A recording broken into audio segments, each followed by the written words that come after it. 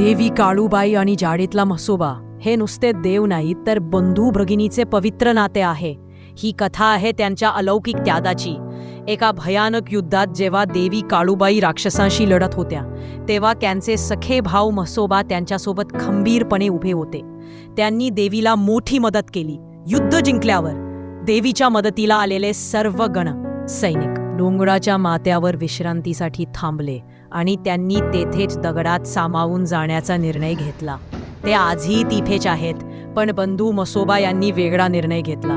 त्यांनी बहिणीला सांगितले, आई, मी खाली पायथ्याशी जातो. मी तुझ्या दर्शनासाठी येणाऱ्या भक्तांचे तिथे संरक्षण करीन.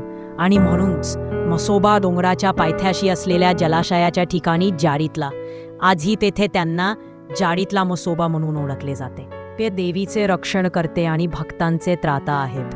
म्हसोबांनी बहिणीच्या आणि भक्तांच्या प्रेमापोटी आपले स्थान डोंगराखाली स्वीकारले. हेच आहे दैवी नातेसंबंधांचे खरे उदाहरण.